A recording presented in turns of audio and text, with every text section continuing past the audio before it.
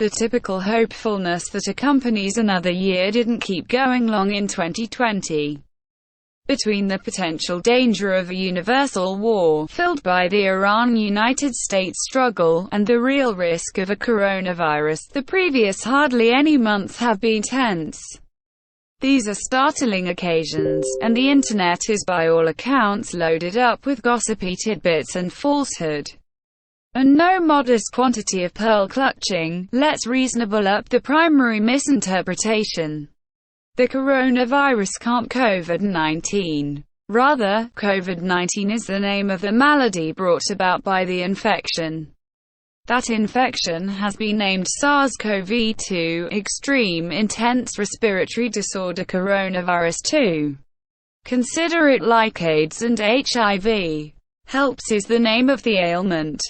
HIV is the infection that causes AIDS. Unlike our past Wuhan influenza records, we're going to keep things somewhat lighter here. We'll concentrate on the inquisitive side of the infection and the illness, including some intriguing subtleties we haven't secured at this point. Number 1. The Corona beer brand was damaged.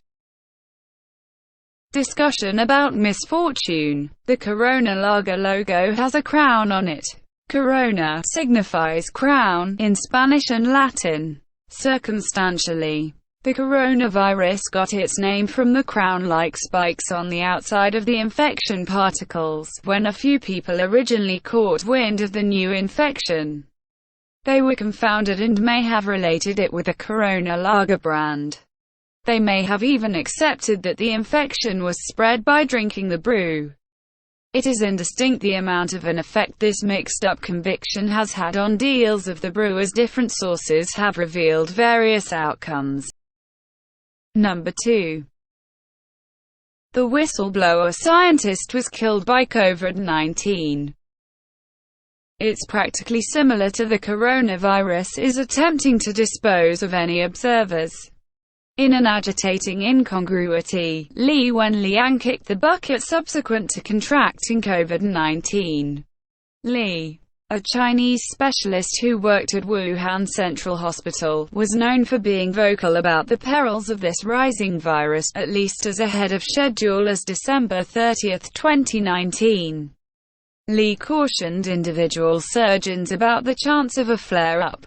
The Chinese police prompted him to quit, offering bogus remarks, in an administration endeavor to hide the circumstance where no one will think to look. After Li's tragic demise, a major piece of the Chinese populace was justifiably disturbed. This pushed the hashtags Wuhan government owes Dr. Li Wenliang the conciliatory sentiment, and we need the right to speak freely of discourse to incline on Weibo, a Chinese internet-based life web page. The Chinese government rushed to edit both hashtags. This most recent discussion just adds fuel to the troublesome connection between Chinese specialists and their populace. In 2019, the pressure between Territory China and Hong Kong arrived at a limit because of opposition from Hong Kong against the administration's strategies. Number 3. The coronavirus is deadlier for men. Chinese researchers have discovered that people are similarly liable to be tainted by the coronavirus.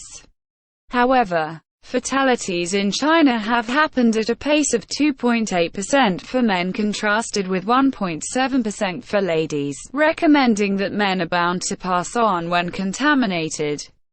Remember that these insights may downplay the pace of disease in the two gatherings, so these rates could be updated with new information. At present, the most plausible explanation behind the sexual orientation distinction can be credited to something that researchers definitely knew. The female safe reaction is more grounded than that of males, although the specific purpose behind this is as yet obscure. It is accepted to be connected to either the more elevated levels of estrogen hormone in ladies or the way that every lady has two X chromosomes instead of a man's one X chromosome. Both factors add to invulnerability. This sexual orientation distinction could happen for transformative reasons, as ladies need to stay sound for delayed occasions, to hold up under kids and support them. Number 4. COVID-19 has already killed more people than SARS. As of this composition, we are around a quarter of a year into this new scourge. Is there any genuine purpose behind panic? At first look, it appears that there may be.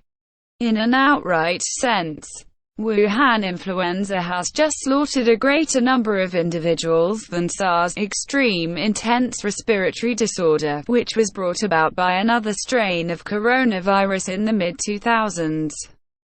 Notwithstanding, the rates tell an alternate story. As of this composition, 101,906 individuals have contracted COVID-19 and 3,465 have passed on of it. Then again, 8,098 individuals turned out to be sick with SARS and 774 died. Up until this point, the general demise rate from COVID-19 gives off an impression of being 3.4%, while the casualty rate from SARS was an astounding 9.6%. Of course, any passings from COVID-19 are too much. In any case, a significant concern with respect to this illness is the way effectively and guilefully it can spread. In the event that you are inside 1.8 meters (6 feet) of a tainted individual, you are viewed as in danger. That makes any metro a potential problem area for contamination. Furthermore, it can take as long as about 14 days for an individual to create side effects.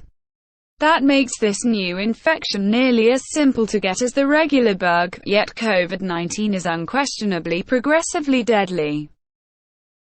Number 5.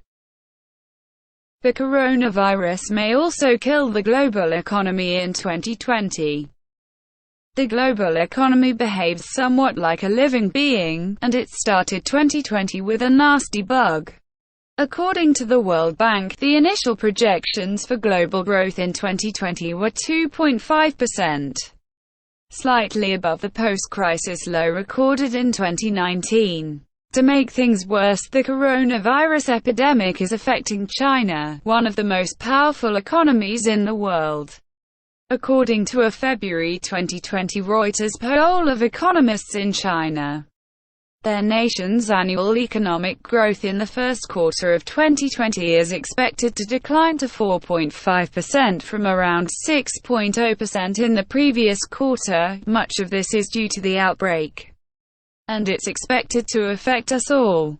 However, these economists predict that economic growth could rebound rather quickly if the outbreak is effectively contained. How can this epidemic harm the economy so dramatically? Well, people are much less inclined to travel and use other services at this time because they are afraid of being exposed to the virus. However, we should expect an increase in subscriptions to Netflix and other streaming platforms as people binge watch shows while hiding in their houses.